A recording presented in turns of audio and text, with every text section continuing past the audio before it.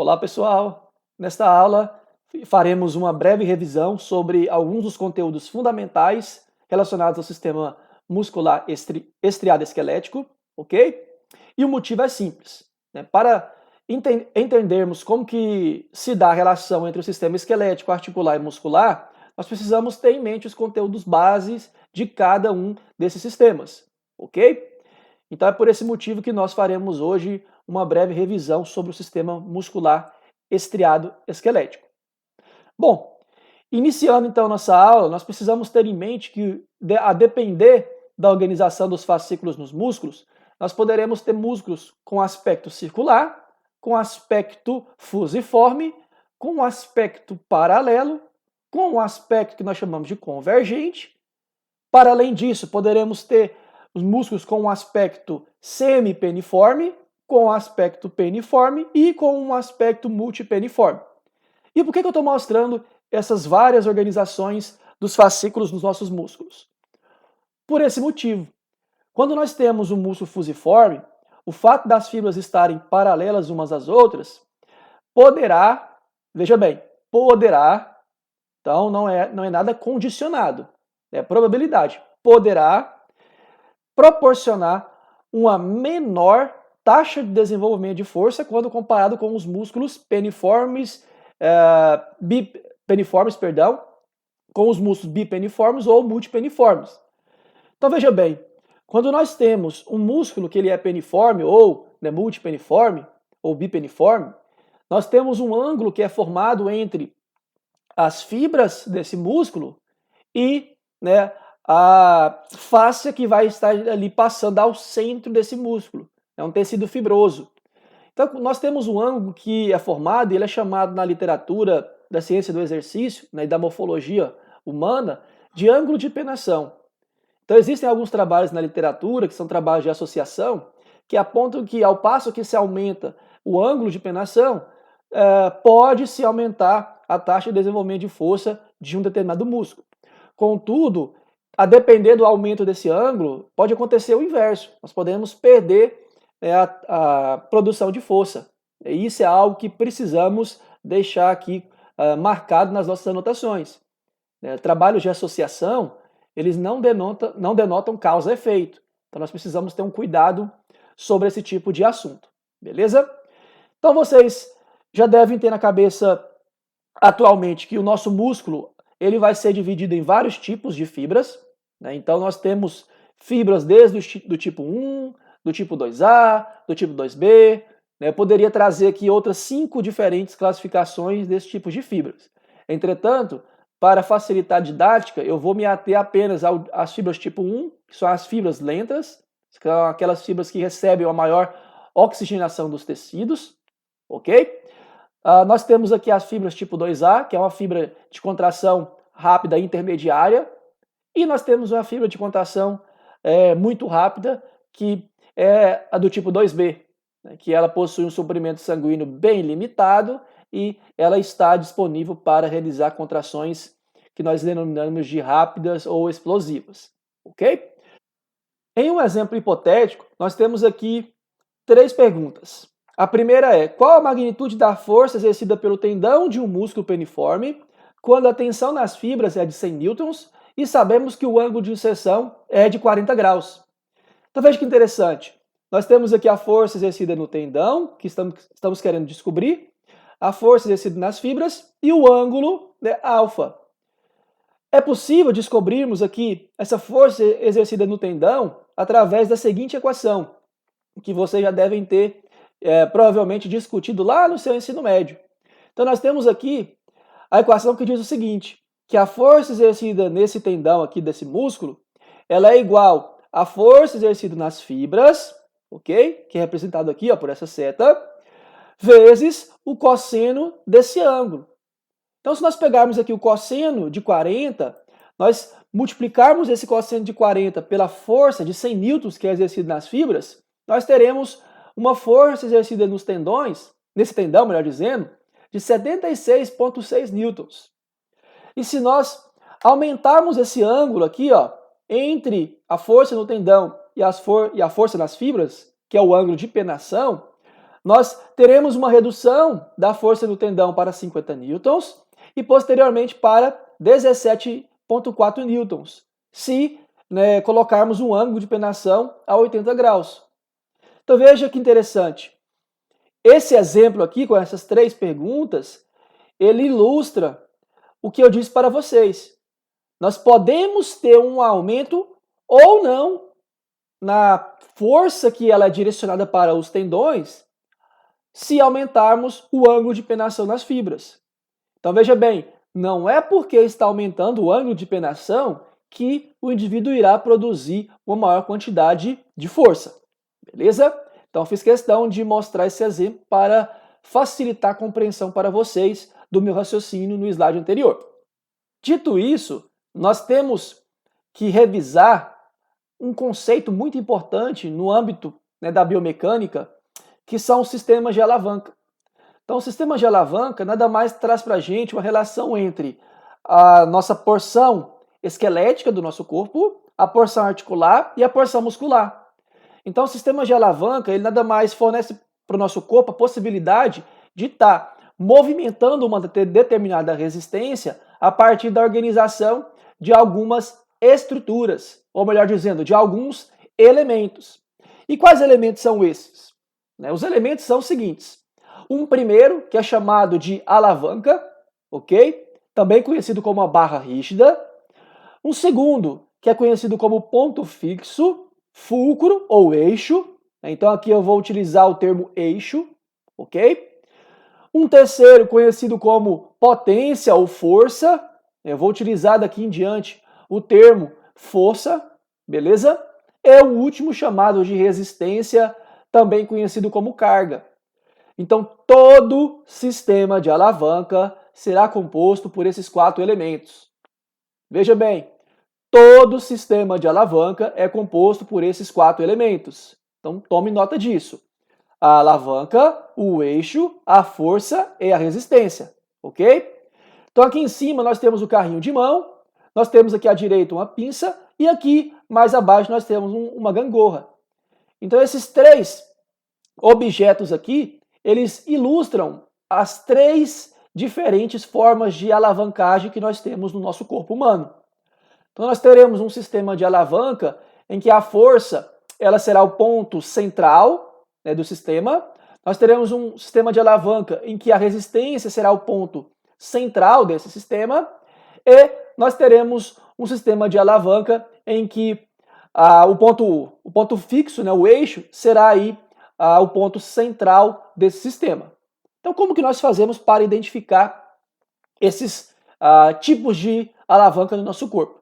Nós precisamos transpor esses elementos para as estruturas do nosso corpo. Então, a alavanca, ela nada mais é representada pelos nossos ossos longos. Então, nós temos aqui os ossos longos como sendo as nossas alavancas. O ponto fixo, o nosso eixo, ele é representado pelas nossas articulações. A força, ela vai ser representada pelos nossos músculos. E, por fim, a resistência ou carga será representada por partes do nosso corpo, o corpo todo ou cargas adicionais. Então, um exemplo, vamos supor que você está segurando um objeto pesado nas suas mãos. A depender da articulação, nós teremos aqui uma carga extra sobre uma articulação, somada com um segmento do seu corpo, ok? Então, veja bem, no nosso corpo, os 4 elementos que compõem o sistema de alavanca são ossos, articulações, músculos e resistência, que pode aparecer como parte do corpo, o corpo todo e ou alguma carga adicional, beleza? Quando nós temos esse tipo de sistema, nós chamamos esse sistema de interfixo. Em outras palavras, nós temos aqui um sistema de alavanca denominado de interfixo. E muitas das vezes nós teremos a afirmação de que é uma alavanca do tipo interfixa. Por quê? Porque o ponto fixo, que é a articulação, está no meio dos outros 2 componentes. Entretanto, se o ponto fixo estiver em uma das extremidades e a resistência estiver no centro né, ou melhor dizendo, entre os dois pontos, né, que seria aqui a força e o ponto fixo, nós teremos um sistema de alavanca classificado como interresistente. Então olha que interessante, o músculo que está aqui, ó, é o tríceps sural, nós temos aqui o ponto fixo, que é o eixo, né, o ponto que não vai estar movendo. É claro que eu estou falando que está apoiado, é porque o movimento ele é articular, ok? E aqui, entre o músculo e o ponto fixo, nós temos a resistência, que ela é dada pelo peso do nosso corpo todinho, a partir do tálus para cima. Então veja que interessante. O peso do seu corpo ele vai incidir nessa região do médio pé, e por esse motivo nós temos uma articulação, não, um sistema de alavanca, perdão, classificado como interresistente. Então veja bem, quando o ponto fixo fica entre os outros dois elementos, nós temos uma classe chamada de interfixa. Quando a resistência fica entre os outros dois elementos, nós temos uma classe chamada de interresistente. E quando nós temos a força ou a potência, né, melhor dizendo, situada entre os outros dois elementos, nós temos uma classe de alavanca chamada de interpotente. Então, o nome da classe da alavanca será pautado na posição do elemento que está centralmente nesse sistema. Então, nós temos aqui o ponto fixo, que classifica esse sistema como interfixa, a resistência, aqui né, entre os outros dois elementos, que classifica esse sistema como interresistente, e a potência, que é a força do músculo, que está entre esses dois elementos, e logo classifica esse sistema de alavanca como interpotente. Para além disso, nós podemos classificar os sistemas de alavancas em classes, como de primeira classe, segunda classe e terceira classe. E para você relacionar a classe com o tipo de sistema de alavanca, basta lembrar que as classes de alavancas do tipo interfixa são as de primeira classe, o sistema de alavanca classificado como interresistente é de segunda classe e o sistema de alavanca classificado como interpotente é de terceira classe. E existe uma teoria que explica, né, o porquê que a maior parte das articulações do nosso corpo são de terceira classe. Então, muitos pesquisadores apontam que ao longo da evolução, né, do ser humano, nós precisávamos, melhor dizendo, de velocidade, de aceleração, de potência. E as nossas articulações, elas propiciam isso, né, para correr, para acelerar, fugir de um possível predador. Então, se nós olharmos para o nosso cotovelo, joelho, para as articulações dos dedos da nossa mão, do punho, né, para a nossa articulação do quadril, nós temos articulações do tipo interpotente e, consequentemente, de terceira classe. Essas classes, elas fazem referência a uma característica geral que essas alavancas possuem. Então, por exemplo, nós temos aqui nas alavancas do tipo interfixa uma característica base de equilíbrio. Então você pode ver que a sua cabeça ela está numa posição de equilíbrio, que é gerenciada por um músculo que está aqui posteriormente na sua cabeça e um ponto fixo que está entre esse músculo e a resistência. As de segunda classe, elas carregam uma característica essencial de força.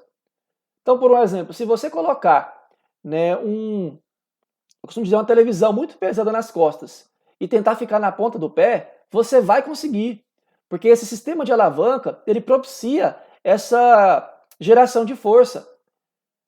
Já as alavancas, né, melhor dizendo, do tipo interpotente, elas vão propiciar para a gente velocidade. O nosso corpo, ele gera velocidade através das alavancas interpotentes. O nosso corpo, ele gera força através das alavancas interresistentes. E por fim, o nosso corpo ele proporciona equilíbrio através das alavancas do tipo interfixa.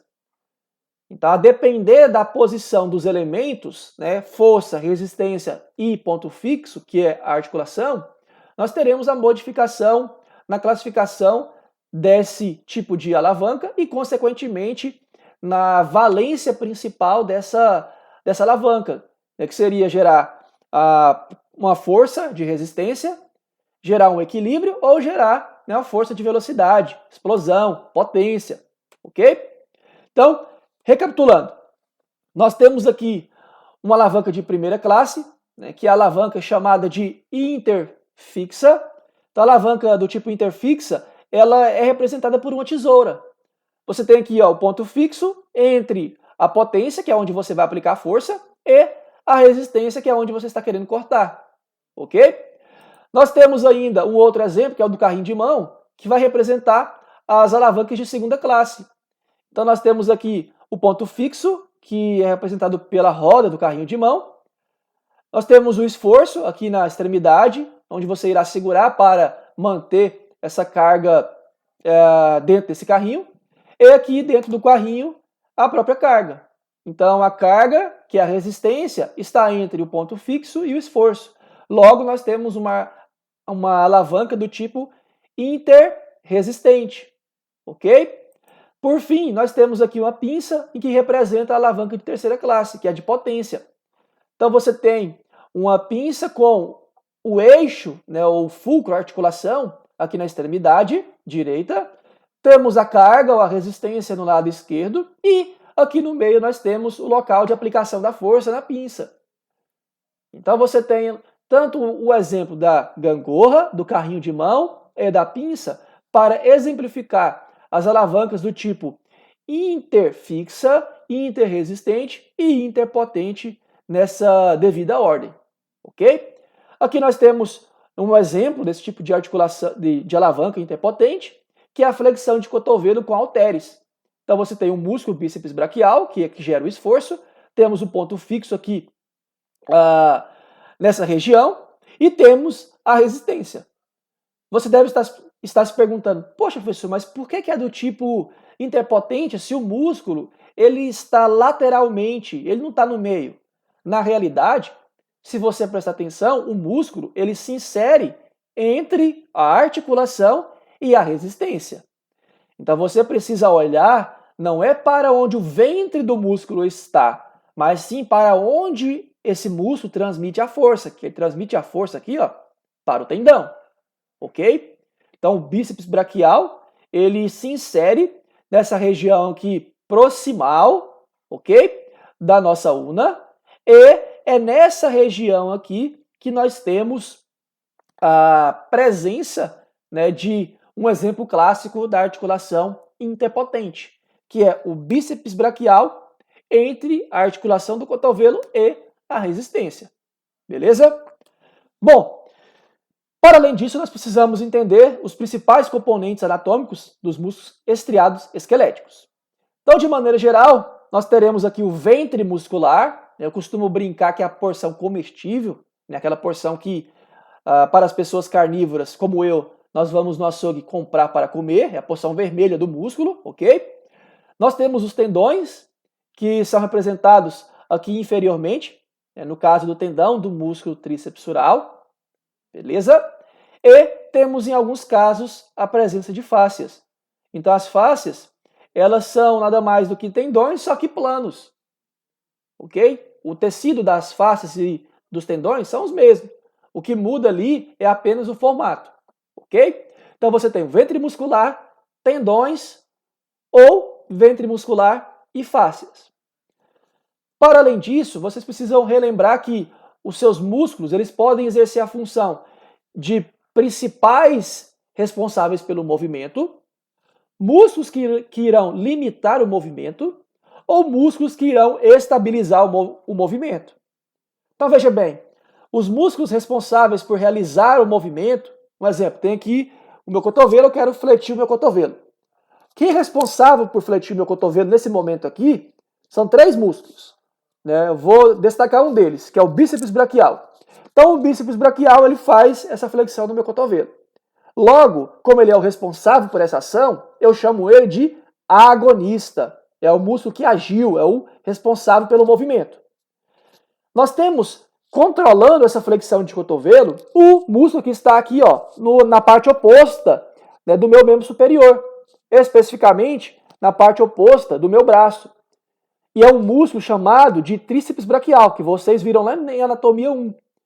Então, quando eu faço flexão de cotovelo, O agonista é o bíceps braquial, que é o que é responsável por fazer o movimento, e o antagonista é o tríceps braquial. Por quê? Porque o tríceps braquial ele está controlando a velocidade da flexão de cotovelo. Se não tivesse o tríceps braquial, a flexão de cotovelo ela sairia extremamente veloz. Seria algo mais ou menos isso. Então, se eu colocar a mão alinhada com a minha face, a chance de eu acertar a minha face realizando uma flexão de cotovelo seria gigantesca se eu não tivesse o músculo para colocar rédeas na velocidade do movimento. Ok? É por isso que os antagonistas são muito importantes. E para além do agonista e do antagonista, nessa posição aqui, eu tenho músculos chamados de sinergistas. Os sinergistas, eles são músculos estabilizadores de articulações que estão envolvidas nesse processo de flexão do cotovelo. Então, por mais que eu queira fletir o meu cotovelo aqui, ó, nessa posição, eu preciso, nesse caso meu, manter o ombro estabilizado nesse ângulo aqui de 90 graus, ok? Se o meu ombro tiver só um pouquinho fletido aqui, nesse ângulo, um pouco mais embaixo, eu precisarei manter ele estabilizado do mesmo jeito. Então, os músculos, aqui no caso, que estabilizam o ombro, são chamados de sinergistas para que a flexão de cotovelo ela aconteça. Da mesma forma, se eu estiver segurando um peso na minha mão, o meu punho ele precisará ser estabilizado para que eu consiga realizar uma flexão de cotovelo sem deixar o punho fletir ou estender. Em termos do cotidiano, sem quebrar a munheca. Então eu preciso manter o meu punho fixo, firme. Então os músculos que estão fletindo o punho e estendendo o punho, eles são músculos sinergistas de movimento. Da mesma forma que os músculos que estão no ombro, para que a flexão de cotovelo aconteça. Então, esse exemplo ele pode ser levado para qualquer articulação do seu corpo. Você sempre terá músculos agonistas, músculos antagonistas e músculos sinergistas. Lembre que os agonistas realizam o movimento, os agonistas eles controlam esse movimento e os sinergistas eles estabilizam as estruturas para que você consiga realizar o movimento. Bom, aqui é apenas um resumo de tudo que eu falei para vocês. É mais para vocês poderem pausar o vídeo e ler para estar relembrando alguma das informações que eu disse anteriormente. Beleza? Bom, para além dessa função de agonista, antagonista e sinergista, que são funções chaves dos músculos, os nossos músculos possuem propriedades. E essas propriedades elas estão relacionadas à capacidade do seu músculo em se alongar para além do comprimento de repouso. Então, quando o seu músculo alonga para além do comprimento de repouso, nós temos aqui uma propriedade chamada de extensibilidade. Então, a extensibilidade ela é a propriedade que dá a capacidade ao seu músculo de se alongar para além do comprimento de repouso. Então, imagine que você pega uma liga e estica essa liga. Ela vai para além do comprimento de repouso. Nós temos uma outra propriedade que se refere à capacidade do músculo em retornar à sua forma original ou de repouso. Então veja bem, você estendeu essa liga e agora você vai soltar essa liga e ela vai voltar para o comprimento original. Essa propriedade de volta é chamada de elasticidade. Para além da extensibilidade e da elasticidade, nós temos uma outra propriedade que ela se refere à capacidade que o músculo tem de receber e responder a diversos estímulos. Então, um exemplo, se você coloca uma agulha, você espeta o seu músculo, ele irá responder a esse estímulo. Se você coloca um fogo ali no seu músculo, ele irá responder a esse estímulo. Se você dá um choque no seu músculo, ele irá responder a esse estímulo, porque ele tem uma propriedade chamada de irritabilidade. E essa propriedade ela está relacionada com o sistema nervoso central e periférico. Ok? Lembra lá na anatomia 2 dos reflexos que nós temos, monossinático e polissinático. Ok? Temos aqui uma última propriedade que é a propriedade de contratilidade. Essa propriedade ela se refere à capacidade que o músculo tem em desenvolver tensão. Então é a capacidade que o seu músculo tem de contrair. Os nossos músculos são as únicas células do nosso corpo que contraem. Os nossos neurônios não contraem, ok? As células que nós temos em alguns outros tecidos que não seja o nervoso e o muscular não vão contrair também. É apenas o tecido muscular. O tecido muscular ele é composto por estruturas contráteis. Lembrando da fisiologia humana, né? O nosso músculo ele vai sendo dividido até chegar num ponto microscópico em que nós temos a formação dos sarcômeros. Esses sarcômeros eles têm lá a linha Z, a linha M, nós temos a presença das proteínas contráteis e as outras não contráteis. Das contráteis nós temos a quitina, temos a miosina, e essas duas proteínas elas meio que se relacionam de forma a aproximar, né, as pontas do nosso músculo e a afastar as pontas do nosso músculo. É claro que em um aspecto microscópico o movimento é mínimo, mas ao âmbito coletivo de todos esses sarcômeros, nós temos um movimento que é extremamente visível. A flexão de cotovelo, extensão de cotovelo. Ok? Bom, ainda vale ressaltar que os nossos músculos eles são classificados com base em várias informações. Então eles podem ser classificados em função da localização, em função do formato, em função do tamanho relativo desse músculo, em função da direção dos fascículos e das fibras, em função da localização das inserções desses músculos, também em relação à quantidade de origens que os músculos possuem e em relação à ação. Então, para exemplificar cada uma, né, dessas possíveis classificações, eu separei aqui alguns esquemas. Então, começamos pela forma geométrica. Na forma geométrica, nós temos um músculo aqui no dorso chamado de trapézio. Então, veja bem, pelo fato dele se assemelhar à forma geométrica trapézio, esse músculo aqui ele é denominado de trapézio. Nós temos um outro músculo que ele é classificado com base ao número de cabeças ou de origens. Então, esse músculo aqui na coxa, na porção anterior, ele possui 4 origens e por esse motivo ele é chamado de quadríceps. Lembra do quadríceps? Que nós temos o vasto medial, o vasto lateral, o vasto intermédio, que está profundamente a esse aqui, e essa porção aqui externa que é o reto femoral. Então nós temos 4 origens e daí sai esse nome quadríceps. Temos aqui um músculo que é chamado de levantador da escápula. Ele recebe esse nome devido à ação, porque ele levanta a escápula, ele eleva a escápula, ele auxilia naquele movimento de tô nem aí, né? Ó, tô nem aí, né? Que crianças comumente realizam para os pais. Temos aqui a classificação pautada na localização. Então esse músculo é chamado de temporal porque ele se insere lá no osso temporal.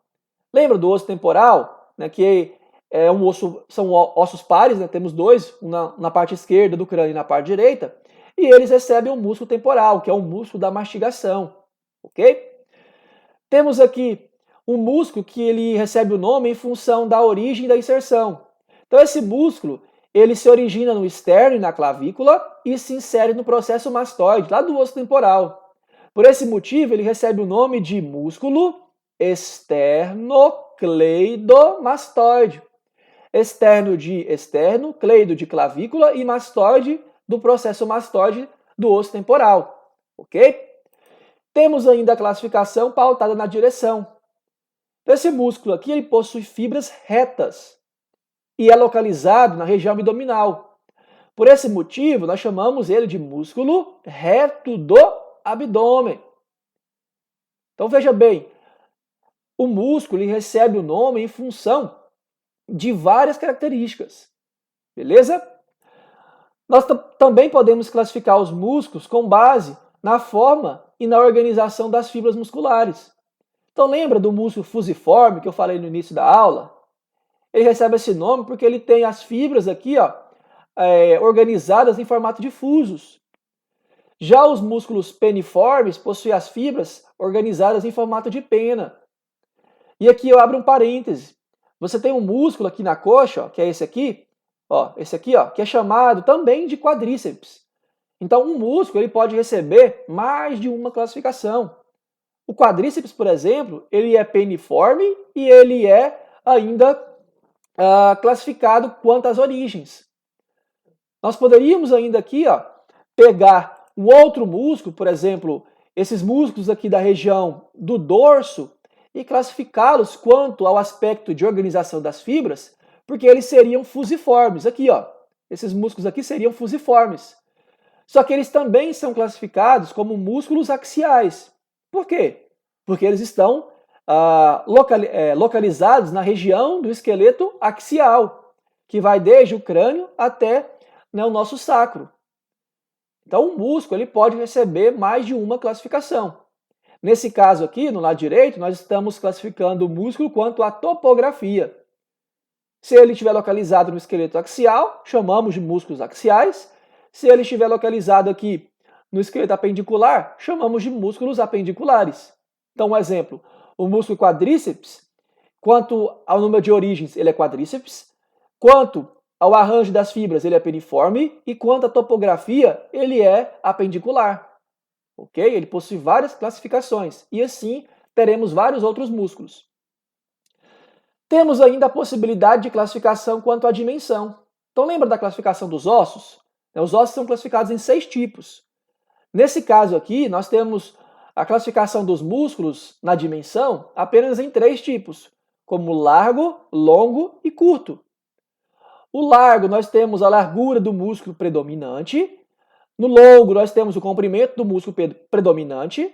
E o curto, as 3 dimensões, largura, altura e espessura, são similares. Então, o osso temporal, quando considerado aqui a dimensão, ele é curto. Quando considerado a localização, ele é temporal.